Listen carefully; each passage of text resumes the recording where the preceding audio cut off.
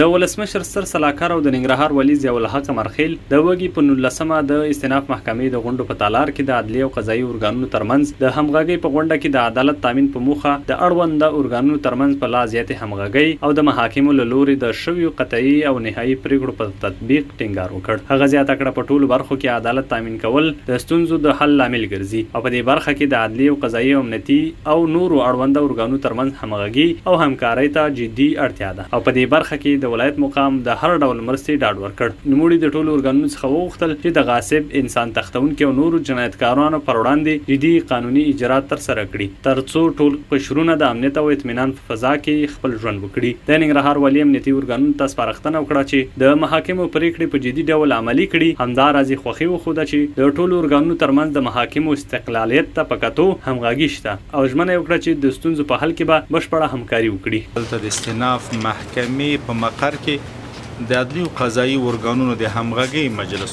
چې په دې کې د امني قماندان صاحب، رئیس امنیت ملي او همدارنګه د استئناف د محکمې د رئیس په مشرۍ باندې دا مجلس جوړ شوی و.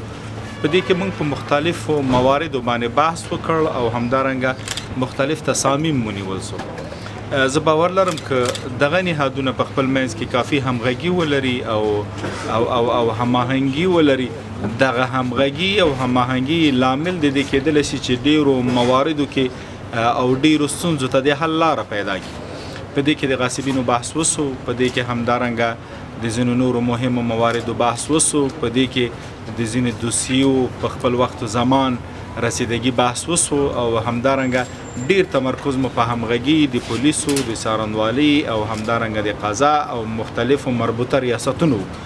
زه باور لرم چې که دغه مجالس دوام وکړي ډیرو ستونزو ته د حل لاره پیدا کیږي. اما خوشبختانه باید ووایم چې تر ډیرې کچې پورې همغږي موجود ده.